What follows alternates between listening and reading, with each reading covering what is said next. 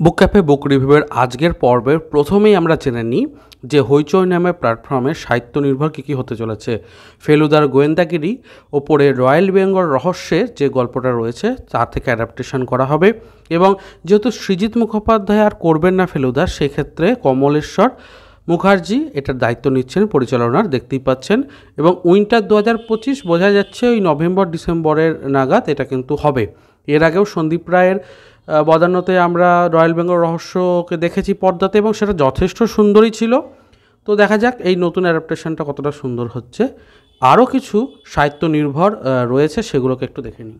কাকাবাবুকে নিয়েও কিন্তু দেখা যাচ্ছে যে একটি ওয়েব সিরিজ হতে চলেছে, বিজয়নগরের হিরে, এবং এই গল্পটা সম্ভবত কাকাবাবু সমগ্র 2-তে তোমরা পেয়ে যাবে। তো এই গল্পটা অনুযায়ী হচ্ছে, কিন্তু পরিচালনার এখানে সৃজিত মুখার্জি নেই, পরিচালনার দায়িত্ব অন্যজন গ্রহণ করছেন, তবে ব্যানারটা SBF-এর। তো দেখা যাক, এটা তো একটা পোস্টার, আশা করছি কিছু ভালো অপেক্ষা করছে। এরপরে রয়েছে সৌভিক চক্রবর্তীর যে বিখ্যাত বই আমরা জানি নীরেন ভাদুরী সমগ্র 1, সেই বইয়েরই একটি উপন্যাস রয়েছে নিখোঁজ ছায়া। তার ফার্স্ট পার্ট ওপর একটা হয়েছিল ওয়েব সিরিজ, সেটা একরকম হয়েছে, আমার বলবো না যে খুব ভালো লেগেছিল। তো সেটারই দ্বিতীয় পার্ট আসবে এরকমটা অ্যানাউন্স করা হয়েছে, এবং পরমব্রত আর পরিচালনায় এটা হতে চলেছে।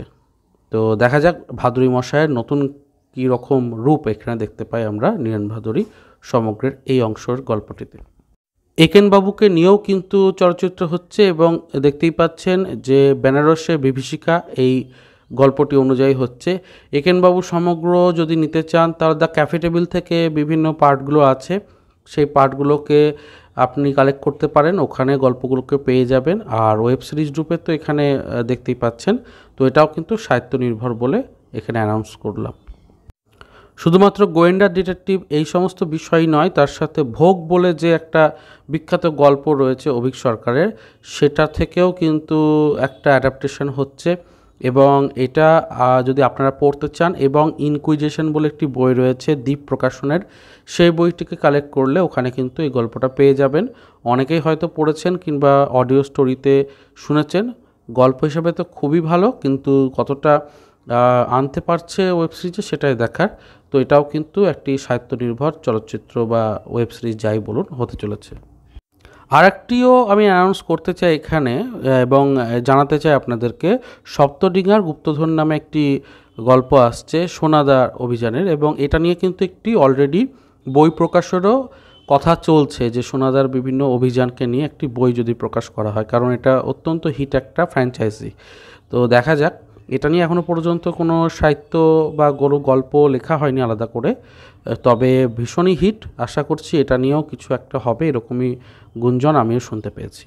বাংলা সাহিত্যে মহিলা ডিটেকটিভ বা মহিলা গোয়েন্দা চরিত্র কিন্তু বেশ কিছু রয়েছে, এবং সেখানে আমি মিতিন মাসির কথা বলতে পারি, গন্ডালুর কথা বলতে পারি নলিনী দাসের, এবং আরও কিছু রয়েছে অর্জুন বধের নেপথ্যে বলে যে গল্পটি আমরা পড়েছি, সেখানেও কিন্তু মহিলা চরিত্র গোপা গোয়েন্দির কথা পড়েছি।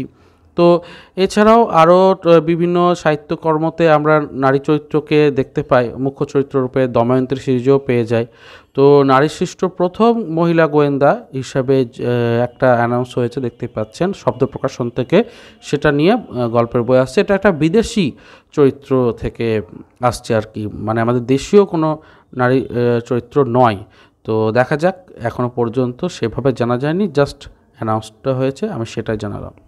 দেশ পত্রিকার নতুন সংখ্যা চলে এসেছে, তো দেখতেই পাচ্ছেন 2রা মার্চের যে নতুন সংখ্যা তার প্রচ্ছদ, এবং এখানে কবিতা আছে, গ্রন্থ লোক বলে একটি অংশ রয়েছে যেখানে মহাত্মা গান্ধীর জীবনের একটা আলোচনা রয়েছে। এছাড়াও ছোট বড় বেশ কিছু অংশ দেখতে পাচ্ছি, যেখানে ধারাবাহিক উপন্যাসের একটা দেখতে পাচ্ছি কৃষ্ণেন্দু মুখোপাধ্যায়ের। তো সব মিলিয়ে এই সংখ্যাটিকে যারা নিয়মিত দেশ পত্রিকা পড়েন অবশ্যই দেখতে পারেন। কলকাতার কাছাকাছির মধ্যে যারা থাকেন তাদের জন্য কিন্তু মধ্যমগ্রাম বইমেলা অপেক্ষা করছে, দেখতেই পাচ্ছেন 28শে মার্চ থেকে শুরু হতে চলেছে, রবিবার 6 এপ্রিল পর্যন্ত চলবে। তো একটা বড় সময়, প্রায় 8 থেকে 10 দিনের বইমেলা। তো অবশ্যই এটাকে আপনারা ভিজিট করতে পারেন, এবং বর্তমানে তো স্টলও নেওয়া হচ্ছে। তো আমাদের নৈরিত প্রকাশনও সেখানে উপস্থিত থাকবে, এবং আপনারা ওখান থেকে নৈরিতের বইও কালেক্ট করতে পারবেন, অবশ্যই দেখতে পারেন। অন্তরীপের নতুন যে সংখ্যা তাও চলে এসেছে, দেখতেই পাচ্ছেন এখানে যে নতুন সংখ্যার একটা ডিটেলস দেওয়া হয়েছে। দাম রাখা হচ্ছে 120 টাকা।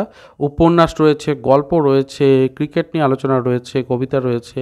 তো অন্তরীপের নতুন সংখ্যাটির এই যে বলবো যে ডিটেলসটা, সেটা কেমন লাগলো অবশ্যই কমেন্টে জানাতে পারেন। খুব অল্প দিনের জন্য হলেও বসিরহাট বইমেলা কিন্তু বর্তমানে চলছে এবং 26শে ফেব্রুয়ারি থেকে দেখতেই পাচ্ছেন 2রা মার্চ পর্যন্ত, কাজেই আপনারা ভিজিট করতে পারেন বসিরহাট বইমেলাতে যারা ইচ্ছুক, কারণ আলোক থেকে শুরু করে বেশ কিছু প্রকাশনী কিন্তু সেখানে রয়েছে এবং 20-22% ছাড় তো অনায়াসেই পেয়ে যাবেন। তো অবশ্যই আপনারা ভিজিট করতে পারেন যদি সেই অঞ্চলের কাছাকাছির মধ্যে আপনারা থাকেন।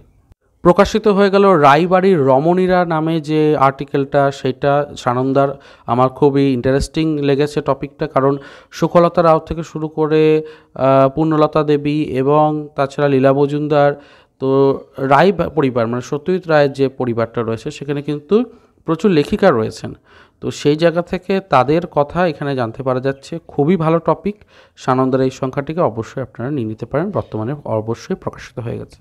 সুখী গৃহকোণের নতুন সংখ্যা নিয়েও আপডেট দিয়ে দিচ্ছি। দেখতেই পাচ্ছেন চাকরি, ব্যবসা, পড়াশোনা ইত্যাদি নিয়ে ডিসকাস রয়েছে এবং সুখী গৃহকোণের এটা হচ্ছে মার্চ সংখ্যা। এরপরে কিন্তু বেশ কিছু ভৌতিক সংখ্যা এবং গোয়েন্দা সংখ্যা আসার কথা আছে। আমি আপডেটগুলো জানিয়ে দেবো, চ্যানেলটাকে সাবস্ক্রাইব করে রাখবেন। চলুন পরের খবরে চলে যাই। রয়েছে আরও কিছু পত্রিকার আপডেট। তো সেই জায়গা থেকে খেলা বলে যে পত্রিকাটি হয় আজকাল থেকে আসে, সেখানকারও একটা আপডেট পেয়েছি, প্রকাশিত আজকেই হচ্ছে। তো আপনারা নিতে পারেন, এই সংখ্যাটিকে ডিটেলসটা দেওয়া রয়েছে। মিত্র ঘোষের যে সমস্ত নতুন বইগুলো প্রকাশ হতে চলেছে বা হয়েছে বইমেলাতে 30% ছাড়ে আপনারা পেয়ে যাবেন 1 মার্চ থেকে। তো আজকে তো 1 মার্চ যেদিন ভিডিও করছি, কাজেই আপনারা এবারে ওনাদের সঙ্গে যোগাযোগ করতে পারেন। অনলাইন অফলাইন দুটো মাধ্যমে পেয়ে যাবেন। আর অন্যান্য সমস্ত বই যেগুলো পুরনো বই সেগুলোতে 25% ছাড় দিচ্ছে। এবং এটা নিয়ে কিন্তু কোন বইয়ের কী টপিক সব নিয়ে ডিটেল আলোচনা আমি একটা পর্ব ডেডিকেটেড করে দিয়েছি, ভিডিও সেকশনে দেখতে পাবেন। নিচে ডেসক্রিপশন বক্সের লিঙ্কটাও দেওয়া থাকলো, ওটা দেখে নিলে কিন্তু প্রত্যেকটা বই নিয়ে টপিক নিয়ে আলোচনাটা শুনলে আশা রাখছি বই নির্বাচন করতে একটা বিশেষ সুবিধা আপনি পাবেন। এবং সেখানে ডিসকাসও করে দিয়েছি যে এত শতাংশ ছাড় দিলে কত টাকা দাঁড়াচ্ছে সেটাও বলে দিয়েছি। অবশ্যই খুব ভালো একটা ভিডিও দেখতে পারেন। চলুন পরের আপডেটে এগিয়ে যাই। মিত্র ঘোষের বই দেখাবার পাশাপাশি আমি দেশ পাবলিকেশন হাউসেরও বইগুলো একটু দেখে দিচ্ছি। এটা নিয়েও ডিটেলে আমি রিভিউ করেছি, আলোচনা করেছি। তার সত্ত্বেও এখানে একটু গ্লিমসেস দেখিয়ে দিলাম। যারা চাইছেন ওখান থেকেও বই কিনতে পারেন। কিছুদিন অপেক্ষা করুন আমি বলবো, কারণ নববর্ষে একটা বড় ছাড় দেওয়া হয়, তখন কিন্তু বিশেষ একটা সুবিধা পাবেন। এবারে আসছি আজকের প্রশ্নে। আজকে তো 4র্থ পর্ব গিভঅ্যাওয়ের, এবং এখানে আমি জানাতে চাই প্রশ্ন, মিতিন মাসি চরিত্রটি কার সৃষ্টি? মূলত মহিলা গোয়েন্দা চরিত্র নিয়ে আমি আজকে আলোচনা করছিলাম, সেই জন্য এই প্রশ্নটাকে রাখছি। আপনারা নিচে ডেসক্রিপশন বক্সে দেখুন, ফেসবুক লিঙ্ক রয়েছে বা ইনস্টাগ্রাম লিঙ্ক রয়েছে, ইমেলও রয়েছে, সেখানে উত্তর দিতে পারেন। কমেন্টে উত্তর না দেওয়াটাই ভালো, তবে হ্যাঁ অবশ্যই কমেন্ট করে জানাবেন পর্ব কেমন লাগছে এবং ভিডিওটিকে লাইক করতে হবে। গিভঅ্যাওয়েতে পার্টিসিপেট করার জন্য বিগত পর্বগুলির উত্তর দিতে হবে এবং অবশ্যই তার সাথে চ্যানেলটিকে সাবস্ক্রাইবও করতে হবে। দেখা হচ্ছে তাহলে পরের পর্বে। ভালো থাকুন, সুস্থ থাকুন আর বই পড়তে থাকুন। ধন্যবাদ।